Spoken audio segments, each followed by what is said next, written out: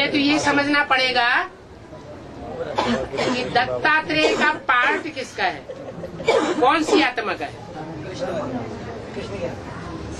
दत्तात्रेय जो नाम पड़ा है उसका अर्थ क्या है। शास्त्रों में जो भी नाम है वो अर्थ सहित है या बिना अर्थ के हैं, अर्थ सहित नाम है। तो जो दत्तात्रेय नाम पड़ा है उसका अर्थ क्या है। दत्ता माने क्या, नहीं, हाँ, दिया हुआ, देने वाला नहीं, दिया हुआ। किसके द्वारा दिया हुआ, त्रेय, तीन मूर्तियों के द्वारा दिया हुआ। माना भगवान बाप शिव अकेले इस सृष्टि पर नहीं आते, किसके साथ आते हैं, तीन मूर्तियों के साथ आते हैं। तो यज्ञ के आज में वो तीन मूर्तियां कौन सी थी, हैं? एक गीता माता, राधा बच्ची और भागीदार। ये तीनों ही मूर्तियां थी या नहीं थी, तीनों ही मूर्तियां थी। जब शिव आते हैं तब उस समय ब्रह्मा की मूर्ति थी या नहीं थी, दादा लेखराज,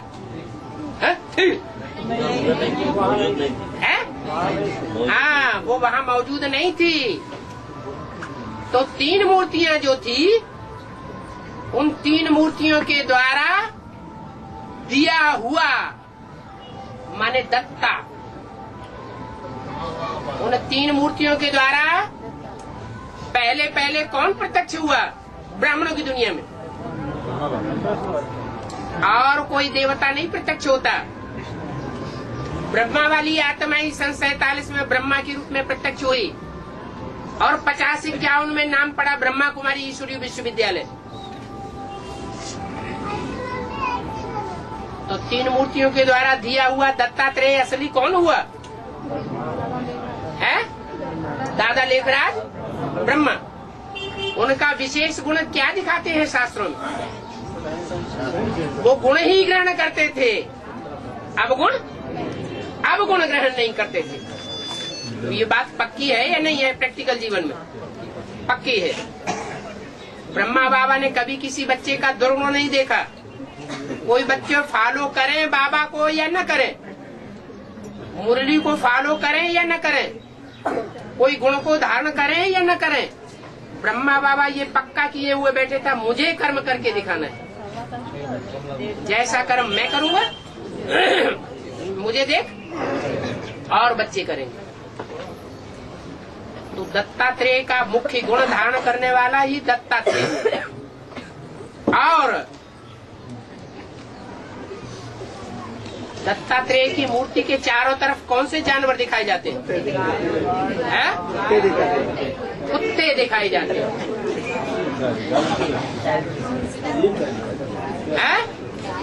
दिखाए जाते हैं।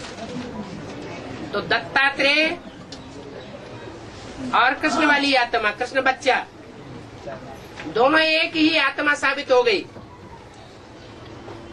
और कृष्ण की राशि किससे मिलाई जाती है, क्राइस्ट से। क्राइस्ट और क्राइस्ट के फॉलोअर्स कौन से जानवर को सबसे जास्ती प्यार करते हैं, कुत्तों को। इसलिए भारतेंदु हरिश्चंद्र ने ये कविता बनाई थी, कुत्तों को मिलता दूध भात बच्चे भूखों चिल्लाते हैं। क्या, जो कामी कुत्ते हैं उनको माँ का प्यार मिलता है, और जो परमात्मा बाप के सच्चे बच्चे हैं वो प्यार के लिए भूखे रहते हैं, रोते हैं, रोते रोते पैदा होते हैं। इसलिए उनका नाम रुद्रगण रखा जाता है। क्या,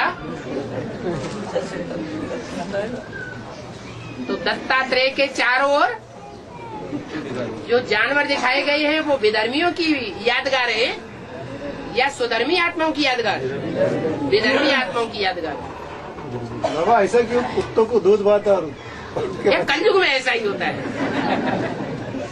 कलयुग में जो शासन है वो तमो प्रधान शासन होता है या सतो प्रधान शासन होता है। तमो प्रधान शासन में तो सब उल्टा ही उल्टा होना चाहिए। शिव ने,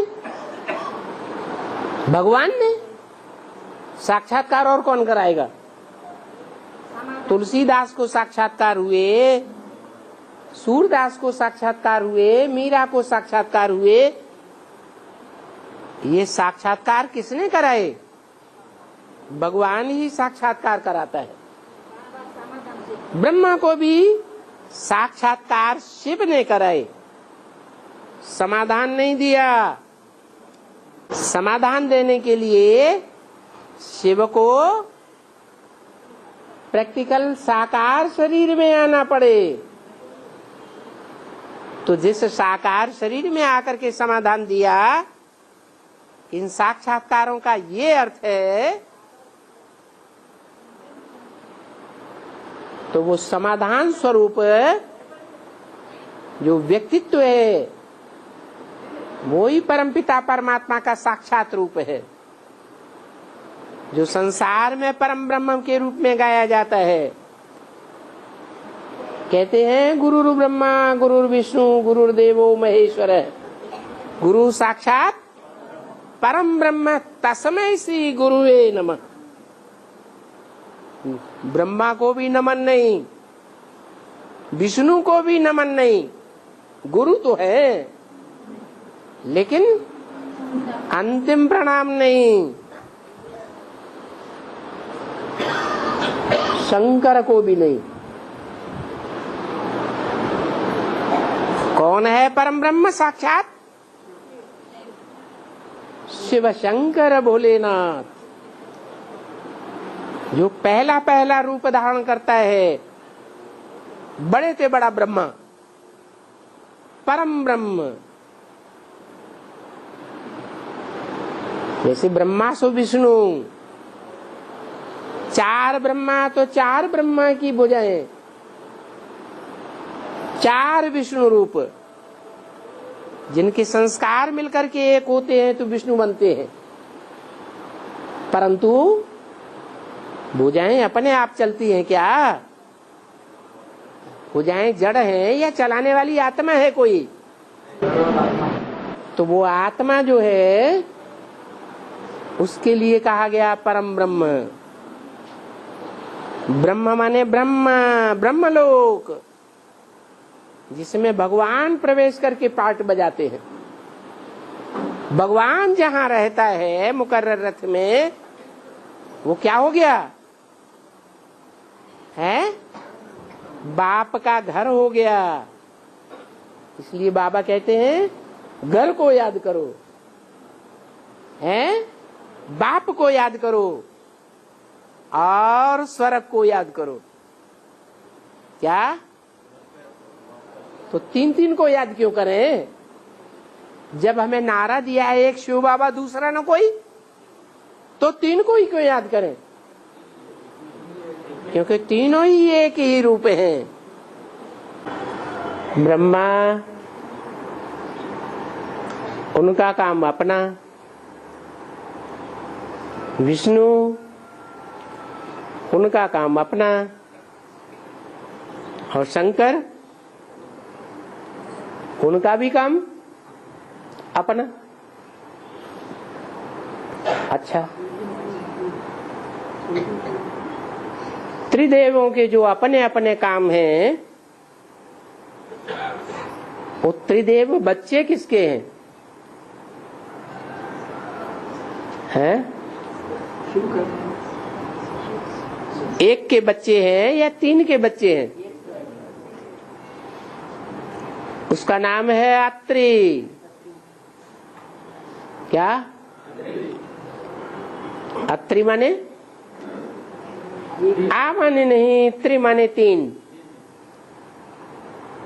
जो तीन तीन नहीं है, एक ही है। और अनुसुईया का क्या संबंध है उससे? हैं? हाँ, उसका अनुसुईया से संबंध है पति पत्नी का। तो अत्रि माने शिव,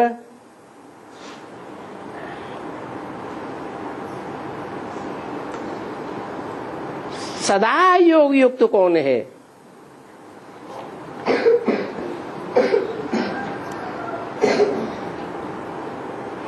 तीनों कालों में एक ही शिव है जो सदा योग युक्त है, एक ही आत्मा है।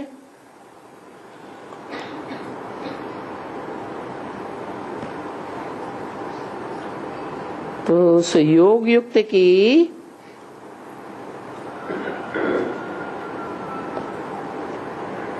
अतीव योगी की कोई योगिनी भी तो होगी ना। माता हुई, त्रिदेव बच्चे हुए, तीन देव क्या हुए हैं? बच्चे। और अत्रि अनुसैया क्या हुए? माता पिता। यही राज है।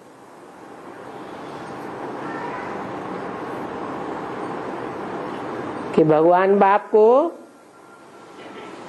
काशी नगरी अति प्रिय है।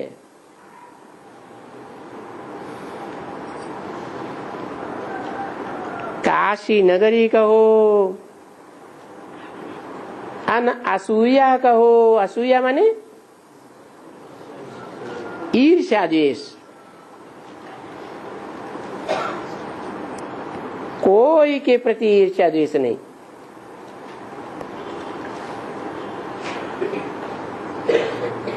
नहीं तो त्रिदेव की जो देवियां हैं वो आपस में झगड़ती हैं कि नहीं झगड़ती हैं? हैं? कभी तो झगड़ती हैं, क्योंकि है तो आत्मा है ना। तो आत्माएं आत्मिक स्थिति में सदैव नहीं टिकती, माया के प्रभाव में आ जाती है।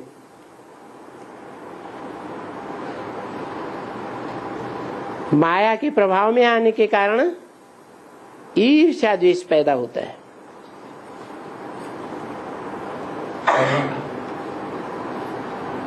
एक काशी नगरी है,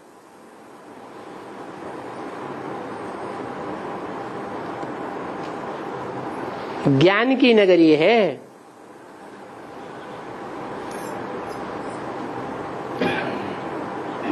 जो ज्ञानी है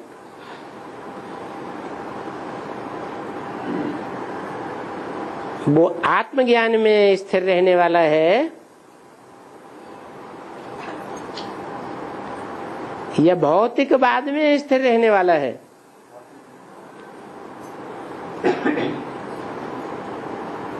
जानी जाननहार कहा जाता है। शिव बाबा है जानी जाननहार। और शिव बाबा जब इस सृष्टि पर आते हैं तो कोई तो पहली रचना रचते होंगे, हैं? नहीं रचते? कौन है पहली रचना? रुद्रमाला में 108 मणके हैं। उन 108 में 8 सर्वश्रेष्ठ हैं। 8 में भी नंबर है।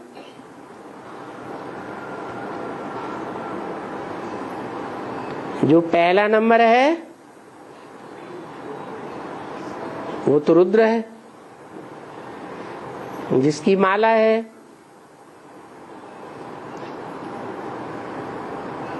जो आकर ज्ञान यज्ञ रचता है, रुद्र ज्ञान यज्ञ। तो उस रुद्र की पहली पहली रचना कौन है? पहला बच्चा कौन है? शंकर। वो तो स्वयं ही रुद्र है। शिव को थोड़े ही रुद्र नाम दिया जाता है। शिव का नाम शिव है, वो रौद्र रूप नहीं धारण करता कभी। वो तो प्यार का सागर है या रौद्र रूप धारण करता है? वो तो सदैव प्यार का सागर है। वो रुद्र जब इस सृष्टि में साकार में आता है और वो साकार को आप समान बनाता है,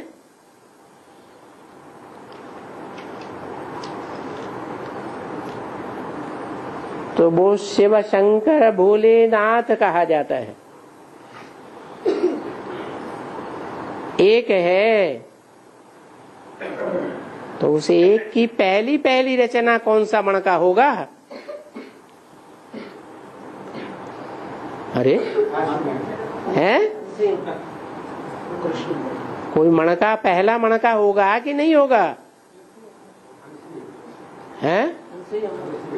है जो दूसरे नंबर का मणका है रुद्रमाला का, वो ही रचना है।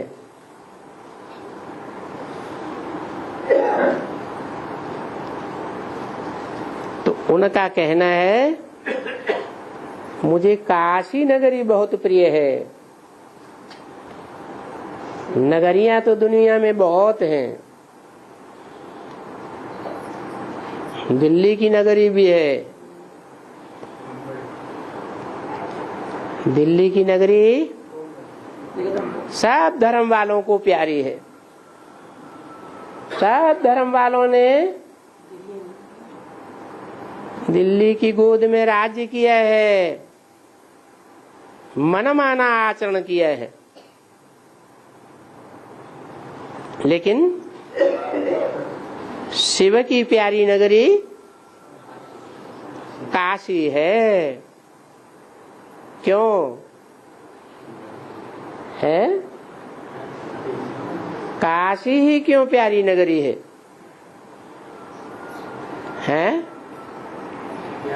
ज्ञान की नगरी है, विद्वान पंडित आचार्यों की नगरी है।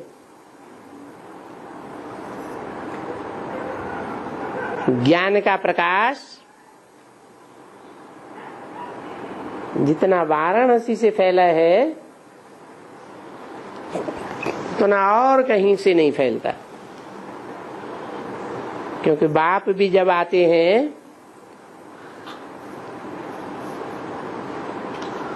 काशी का ही आधार लेकर के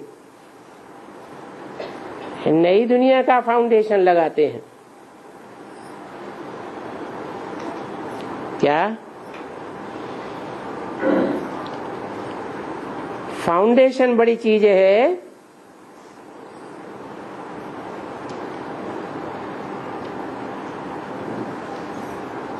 कि मकान की आखिरी मंजिल बड़ी चीज है? आखिरी मंजिल के कंगूरे सबको दिखाई पड़ते हैं, आकर्षित भी करते हैं।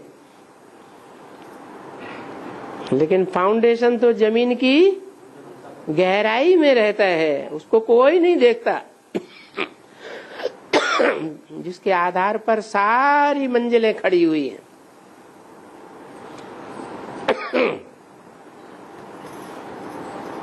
इसलिए बोला ज्ञानी तू आत्मा मुझे विशेष प्रिय है।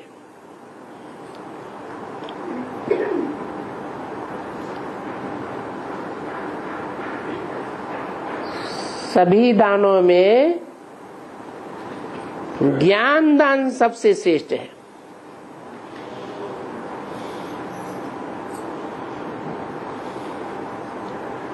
गीता में भी कहा है द्रव्य दानात ज्ञान दानम विशिष्यते। धन संपत्ति का दान दिया, मकान का दान दिया, कपड़ों का दान दिया, खाने पीने की वस्तुओं का दान दिया, ये बड़ा दान नहीं है। क्यों? क्योंकि ये सब वस्तुएं तो मनुष्य की कमाई हुई हैं, लेकिन ज्ञान मनुष्य से नहीं आता है। कहाँ से आता है? ज्ञान तो एक भगवान से आता है। तो जो भगवान की चीज है वो दान देना बड़ी बात है, उससे बहुत भाग्य ऊंचा बनता है। इसलिए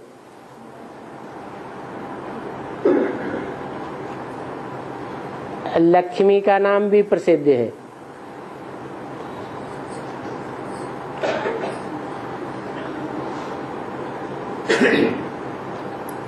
इस मामले में जगदम्बा का भी गायन है। क्या गायन है?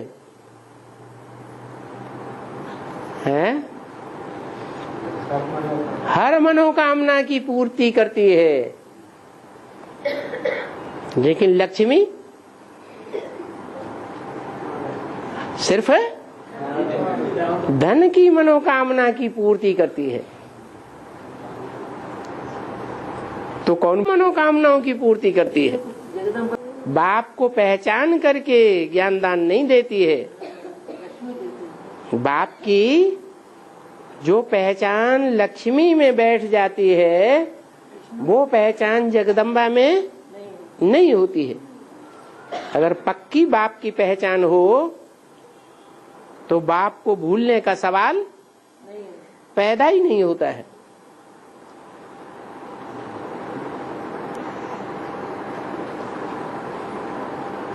तो ज्ञान दान विशेष है, उसको कहते हैं वैष्णवी। ज्ञान में विष की बात नहीं है। विष आता है तो अज्ञान से आता है।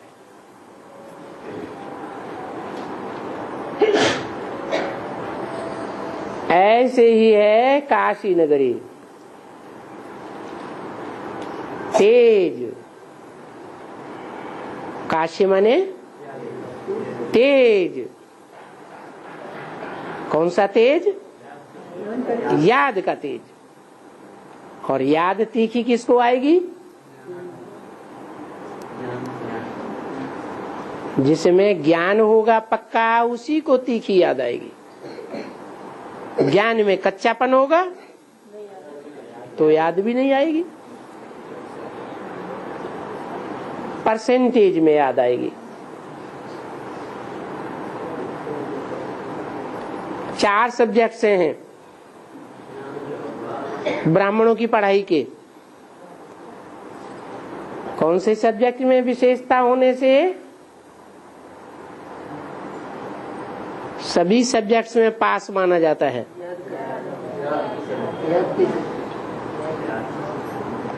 और वो सब्जेक्ट में योगिनी माँ काशी नगरी आगे जाती है।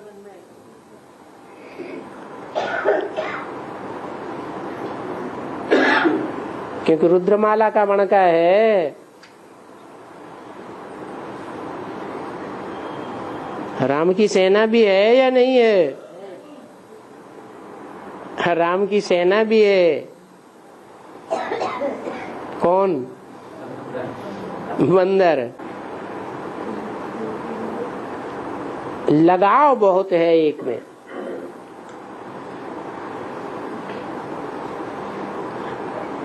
लक्ष्मी का लगाव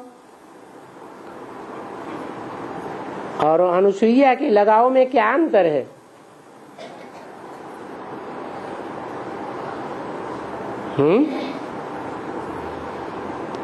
लक्ष्मी नारायण के संग लगातार कितने जन्म रहेगी? 84 जन्म रहेगी।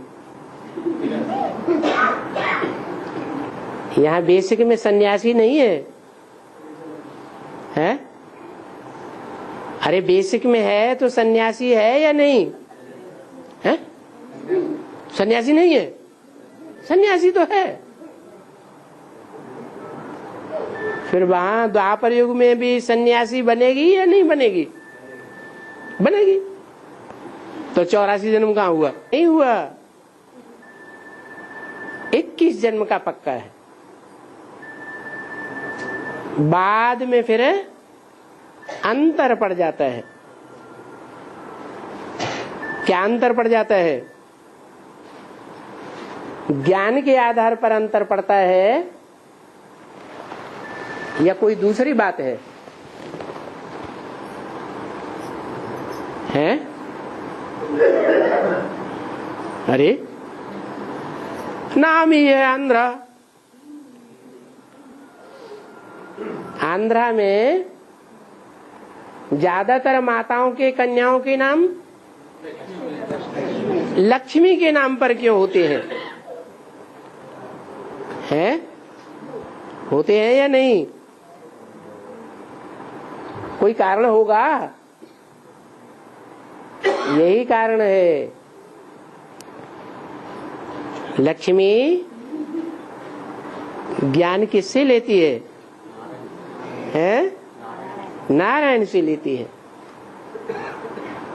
शुरुआत से ही लेती है या अंत में लेती है?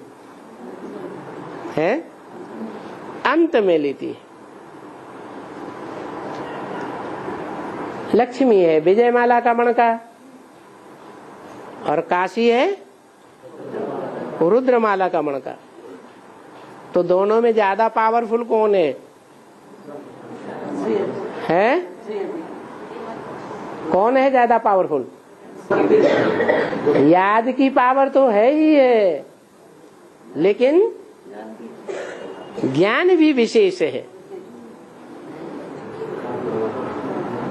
इसलिए पावरफुल राजा होता है या पावरफुल रानी होती है? रानी को भी किसके आर्डर पर चलना होता है? राजा के आर्डर पर चलना होता है। राजा ही राज्य में सर्वोपरि है।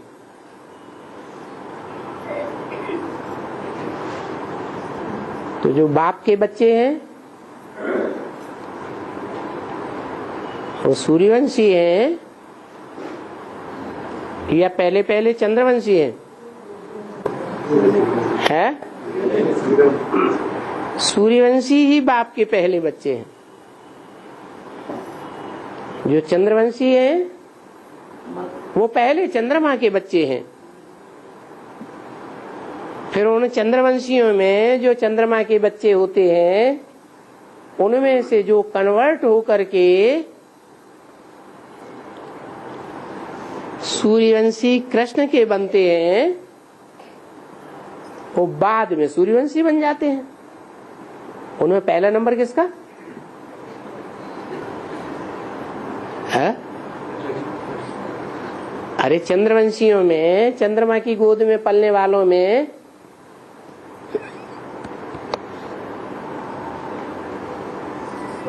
इस्लामी, बौद्धिक, क्रिश्चियन आदि होंगे या नहीं होंगे? वो भी होंगे, लेकिन चंद्रवंशी भी होंगे। और वो दो प्रकार के होंगे। एक वो चंद्रवंशी जो संगम युग में ही पासा पलट करके चंद्रवंशी से क्या बन जावेंगे? लक्ष्मी की तरह सूर्यवंशी बन जावेंगे। और दूसरे वो जो पासा नहीं पलटेंगे, सूर्यवंश में कन्वर्ट नहीं होंगे, अपने धर्म के पक्के होकर के रहेंगे।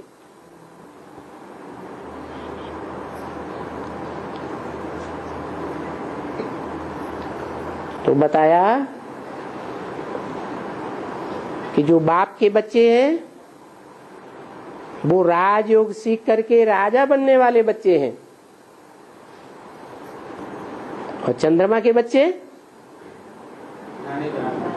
हैं राजा नहीं बनते हैं। अधिकारी नहीं है, आधीन होने का स्वभाव है और सहज सहज चलते हैं। क्या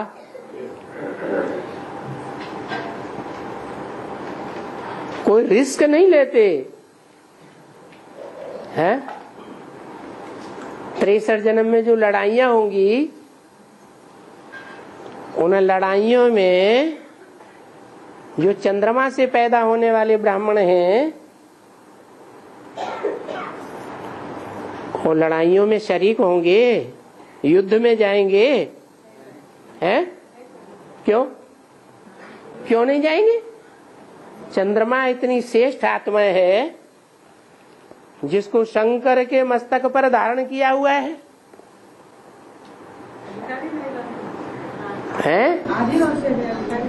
नहीं, युद्ध में क्यों नहीं जाते? क्योंकि ज्ञान चंद्रमा ब्रह्मा ही यज्ञ के आदि में जब झगड़ा हुआ तो सिंध हैदराबाद छोड़ करके कहाँ चले गए? कराची भाग गए।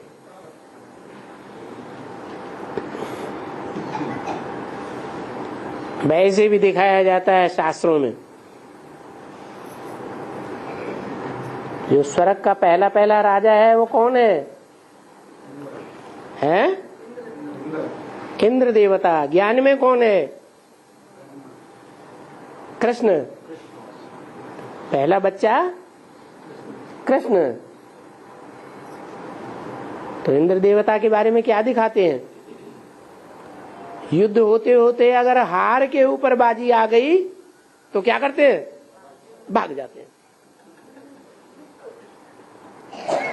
तो ये भागने के संस्कार हैं, युद्ध में शरीक होने के संस्कार नहीं है। इसलिए राजाएं युद्ध करते थे।